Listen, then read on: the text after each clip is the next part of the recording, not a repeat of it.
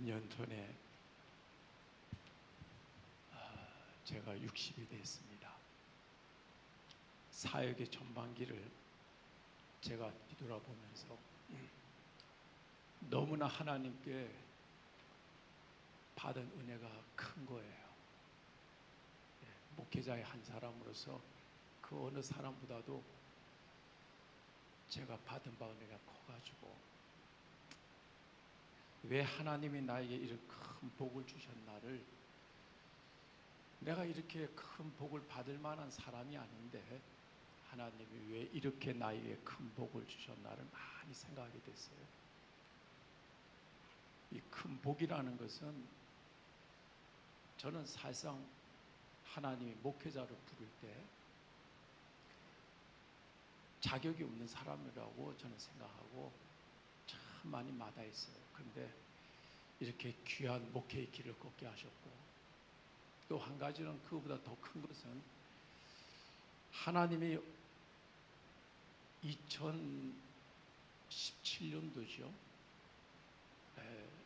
저에게 이 큰 성령의 감동이 주시면서 성경의 창세기부터 요한계시록을 쫙 읽으면서 호밥의 눈이라는 교재를 20개월에 걸쳐서 이 교재를 제가 쓰게 된 거예요. 저는 그때 하나님 저 목사시켜서 감사합니다. 이 교재가 얼마나 중요한지, 이 목사 아니면은 이 교재를 만들 수 있지를 않겠다 생각이 들 정도로, 근데 이것을 나만 갖고 있기 너무 아까운 거예요. 그래서 우리 목회자들한테 이 교재를 전수해 주자. 그래서 모든 성도들에게 가르치도록 하자. 그래서 세미나를 시작하게 된 거예요. 근데 초교파적으로 전국에서 참 많은 목회자, 사모들이 이 강의를 들으려고 이렇게 많이 찾아왔어요. 18년을 했어요. 저는 성도들을 앉혀놓고 세미나한 것이 아니고 대상자는 목회자인 거예요. 목사님 한 분 오면 교회가 하나 오는 거예요. 내 세미나는 두 번 올 이유가 없어요.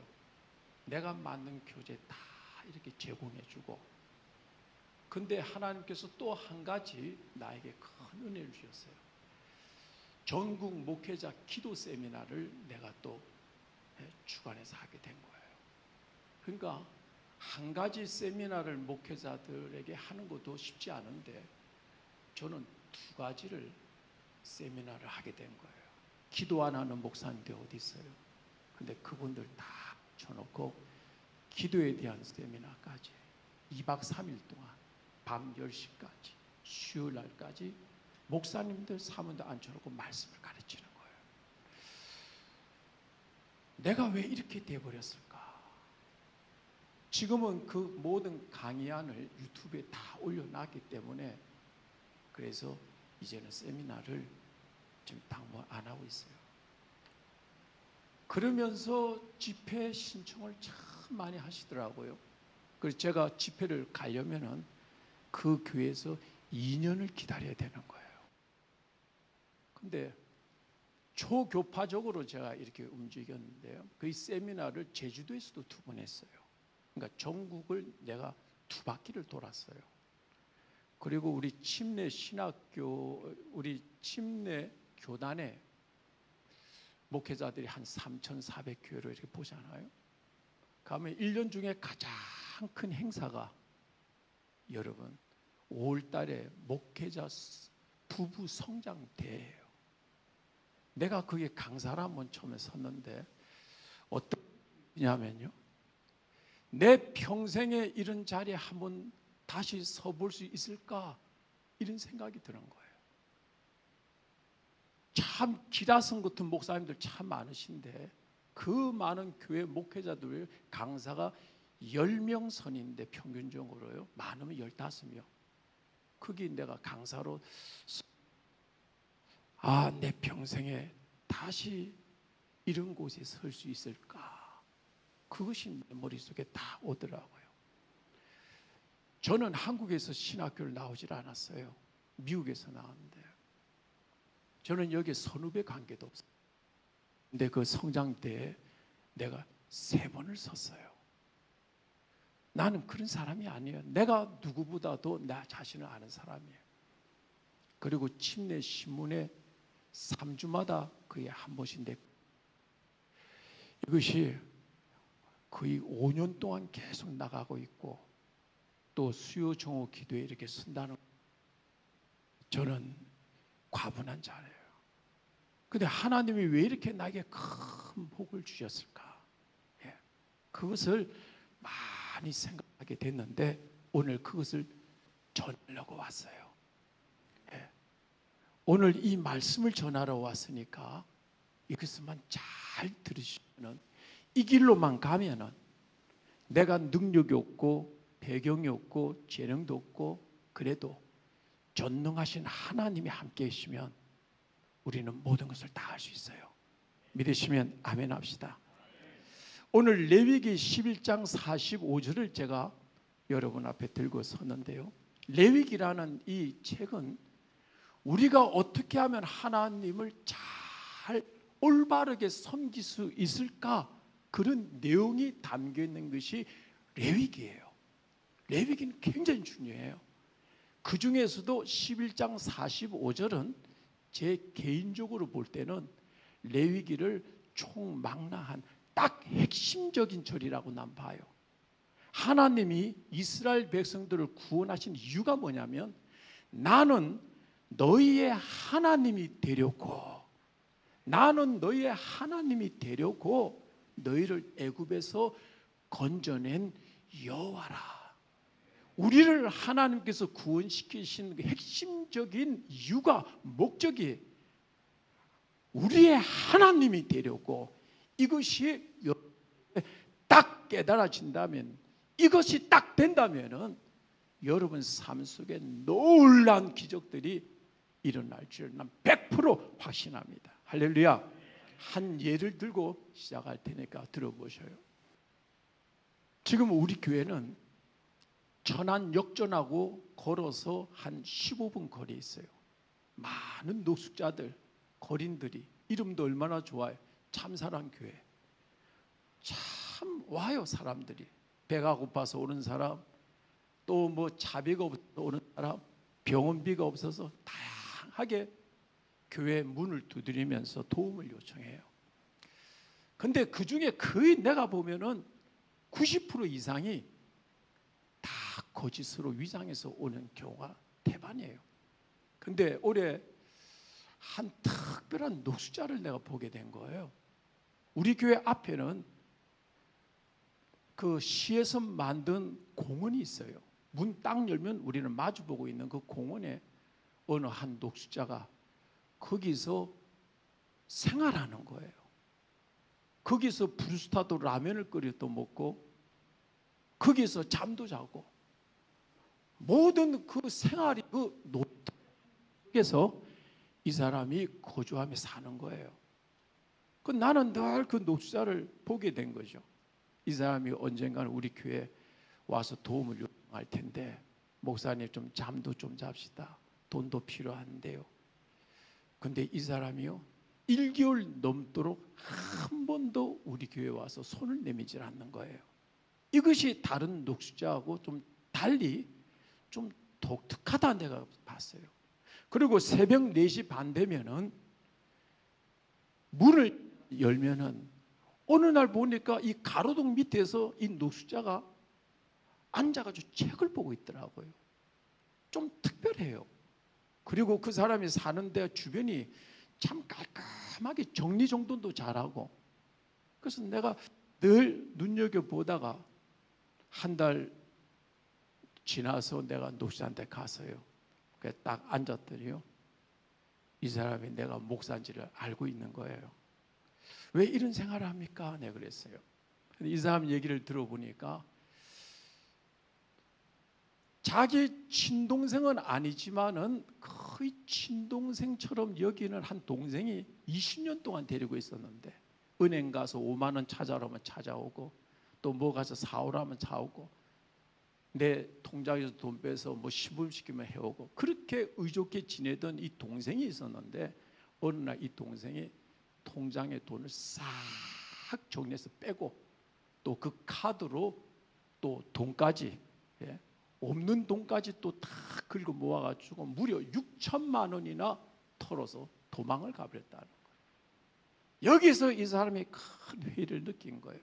자살 시도도 한 3번 했는데 안 죽고 지금까지 버티고, 그러면서 녹자 생활로 이렇게 됐다고 얘기하더라고요. 이 사람 얘기를 다 내가 가만히 들어보니까 사람이 일반적인 노숙자랑 이게 아니에요. 정신이 이렇게 노숙자가 아니에요. 좀 도와주면은 이 사람은 금방 회복이 되겠어요. 그런데 왜 당신은 일을 안 합니까 했더니 저희 주거지가 정해져 있지 않고 특별히 주민등록증이 말소됐다는 거예요. 전국을 돌아다니다 보니까 자기 주거지가 일정하지가 않고, 그러다 보니까 주민등록증이 이제 말소됐는데 그게 있어야 일을 한다는 거예요. 네, 그 사람에게 그랬어요. 그러면 주거지를 우리 집으로 하시오네. 이 사람이 눈이 갑자기 동그래지는 거예요. 그렇게 해주시겠습니까? 그러더라고요. 하시오. 기반 잡을 때까지. 그리고 내가 내 옷을 다 갖고 올 테니까 그 옷 갈아입으시오. 그래서 내가 쏙 네까지 양발까지 다 갖다 주면서 목욕하고 오라고 그랬어요. 이 사람이 목욕하러 갔는데 목욕탕에서 이 사람은 안 받는 거예요. 너무 냄새가 나니까. 그래서 시장 안에 있는 화장실에서 이 사람이 대충 목욕하고 가가지고 이제 옷을 갈아입은 거예요. 그 다음에 내가 그 사람에게 용돈 줬어요. 그리고 그 사람이 살 수 있도록 방도 구해줬어요. 내 얘기를 잘 들으셔요. 이 사람이 아무것도 가지고 있지 않은 삶이고 밑바닥 삶이지만은 이 사람에게 가능성이 딱 보이니까 내가 할 수 있는 걸 투자하는 거예요. 여러분, 제가 왜 이 말씀을 드리냐면 하나님이 우리 한 사람 한 사람을 볼 때 우리 한 사람 한 사람이 하나님을 하나님으로 정말 여기는 이 마음의 중심만 있다면 하나님이 가지고 있는 모든 것을 투자해서 그 사람을 하나님의 영광 가운데 올리겠다는 겁니다. 여러분, 나는 너의 하나님이 되려고, 나는 너의 하나님이 되려고, 이것이 하나님이 우리를 구원시킨 목적이에요. 그렇기 때문에 우리 심령에 하나님을 나의 하나님으로 정말 여기는 이 불타는 마음만, 핵심만 있으면은 내가 배경이 안 좋다, 내가 가진 재능이 없다, 남들보다 뛰어난 머리, 재능, 능력도 없다, 하나님이 역사하면 여러분 새롭게 바뀝니다. 여러분, 포도나무의 가지로 모든 자양분이 다 오는데 문제는 가지의 능력이 있는 것이 아니고 포도나무에서 모든 가지로 뻗어나가는 것만 딱 되면 내가 무엇을 할 것인가가 아니고 내가 어떤 사람이 될 것인가가 중요하다 이거예요. 하나님 앞에 뭐 어떤 사람이 될 것인가. 그러면은 제가 뒤돌아보니까요 3가지요. 81년도 1월 달에 제가 23살 때 하나님 딱 만났어요. 하나님을 만난 순간에 성경이 다 믿어지고 하나님의 말씀으로 다 보이더라고요. 그런데 내 마음에 딱 걸리는 게 있어요. 그 구절만 없으면 나 하나님 믿겠다. 그게 5계명이 돼요. 내 부모를 공경하라. 나는 지금까지 평생 아버지를 불러본 적이 없어요. 아버지가 떠났기 때문에. 나는 이 지구상 세상에 태어나서 처음으로 24살 때 어머니 불러봤어요. 난 남의 손에서 다 자랐어요. 기질도 성격도 많이 망가진 사람이었어요. 근데 난 내 마음속에 부모에 대한 공경심이 없었어요. 난 자라면 평생 부모님 등질 끄다는 딱 중심을 갖고 있었는데 내 부모 공경하라고 굉장히 망설였어요. 근데 그걸 생각하면서 내가 이 말씀대로 살지 않으면 하나님을 버리는 것이고 난 하나님 못 버리겠더라고요. 그러면 나를 버려야 되는데 이 갈등이 있으면서 내가 나를 버리자. 그래, 하나님 말씀대로 살자. 내 부모 공경하자. 이왕 하는 거 잘하자. 그러면서 기준을 세웠어요. 어떤 말씀이라도 복종하자.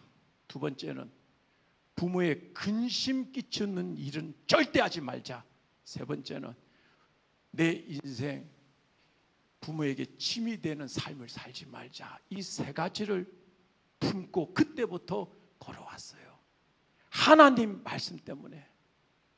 여러분, 아브라함이 모리아 산에 그 사랑하는 이삭을 바치라고 할 때, 여러분, 이삭을 바치는 것도 중요하지만은 이삭의 생명보다도 하나님이 바치라고 말씀하신 그 말씀을 아들의 생명보다도 귀하게 여기는 마음으로 아브라함은 살았다는 거예요. 하나님 입에서 나오는 그 말씀이 이삭의 생명보다도 이 성경에 하나님이 하고 하지 말라고 하면 하지 말고, 우리는 하나님의 이 말씀이 그 아들의 생명보다도 귀하게 여기는, 이는 마음의 중심으로 우리가 걸어간다면은 하나님은 반드시 여러분 삶 앞길에 기적을 이렇게 세울 줄 난 확신함이 있습니다. 저는 성경을 볼 때는 이렇게 펴놓지만 성경을 보지 않을 때는 내 사무실에 내 책상에 있으면 천장에 구멍을 뚫었어요. 끈을 달아서 바구니를 얹어놨어요. 이 성경책 안 볼 때는 늘 바구니 위에다 성경책을 얹어놔요.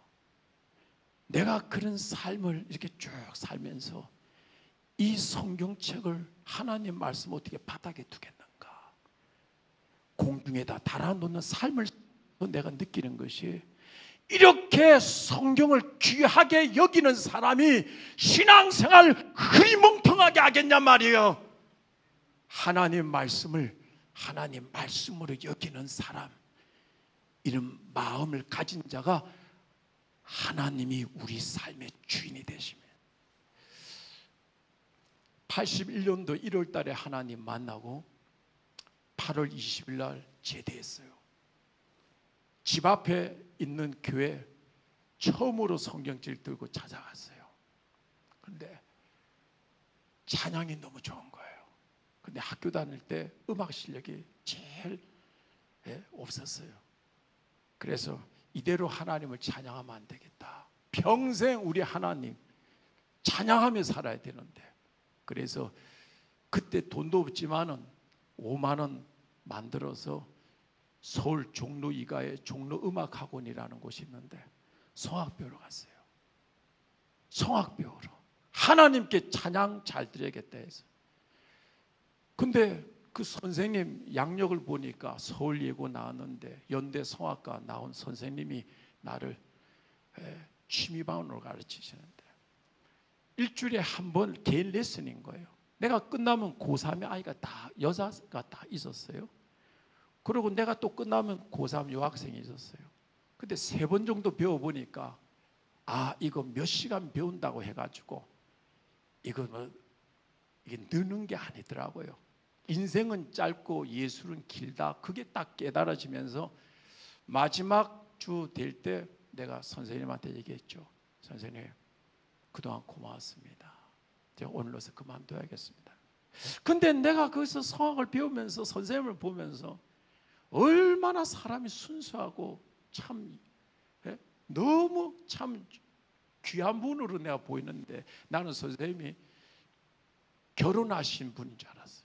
남편이 누군지 모르지만은 이 세상에서 제일 행복한 사람이겠다. 난 그 생각을 들더라고요.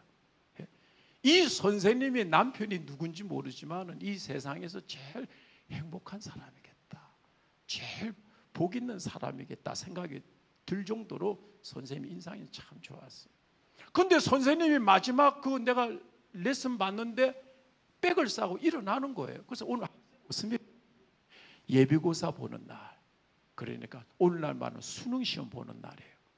그 선생님과 함께 나오게 된 거예요.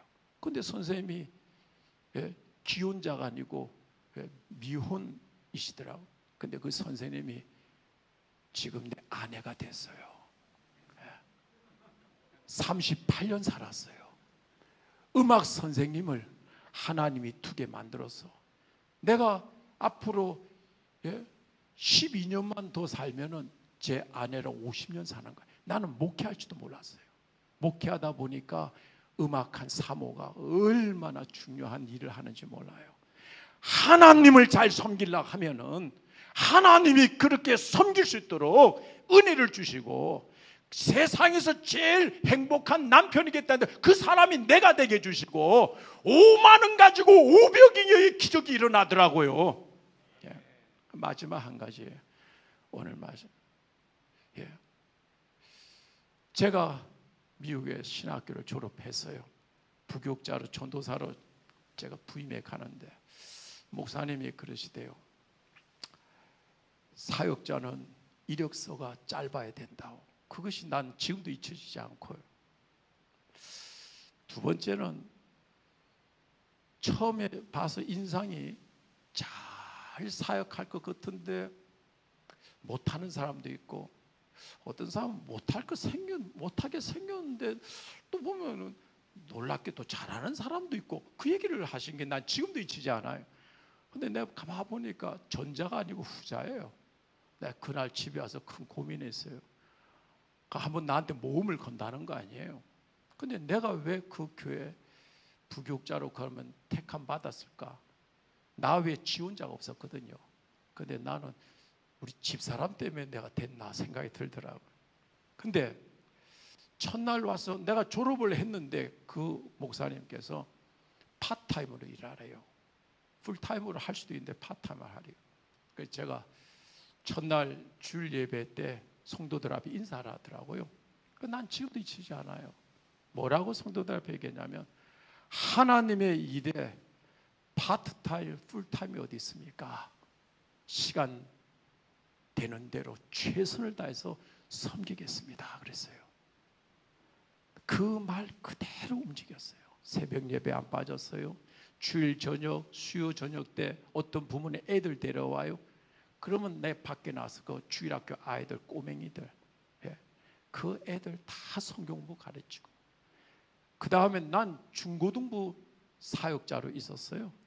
근데 그 아이들을 1년에 7번 수련회를 데리고 다녔어요. 7번. 지금 보면 여름방학, 겨울방학 하는데 나는 금요일날 데리고 가가지고 주일날 11시 예배를 2박 3일씩 7번. 여름방학, 겨울방학은 다르지만은 하여튼 아이들 처음에 가니까 2-3명 모였는데 2년 안에 40명으로 부교했어요. 근데 하나님께서 나에게 참 큰 복을 주셨어요. 근데 세 번째 제가 말씀드린 게 뭐냐면, 하나님의 일에 풀타임, 파타임이 어디 있어요? 하나님이 나를 위해서 생명을 주셨는데 주의 일에 목숨 걸어야죠. 생명 거는 마음의 중심, 그리고 하나님의 말씀을 하나님의 말씀으로 듣는 믿음, 하나님이 눈에 보이지 않지만 하나님을 하나님으로 섬기는 그런 자세. 나는 너희를 하나님이 되려고, 나는 너희의 하나님이 되려고 너희를 애굽 땅에서 건져낸 여호와라. 하나님은 우리의 하나님이 되려고.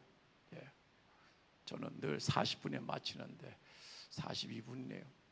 한 2분만 더 하고 마칩시다. 오늘은 제가 기도를 쭉 하다 보면은 하나님하고 나의 관계를 나는 막 있는 것 하나 예를 들게요.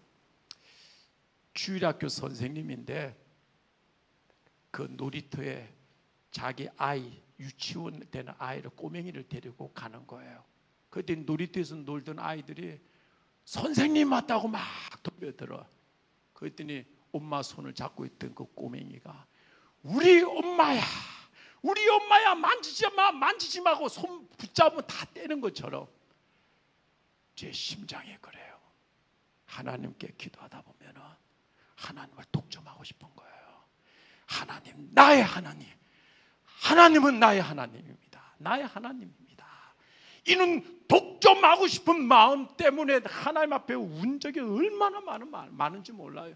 오직 그 중심을 하나님이 보시고 나를 이렇게 복을 주신 것 같아요. 그러니까 여러분, 어떤 일도 중요하지만 그보다도 하나님 앞에 내가 어떤 사람, 하나님은 정말 나의 하나님이 되기를 원하시고 우리의 하나님, 대전 침례 신학교의 하나님이 되기를 원하십니다.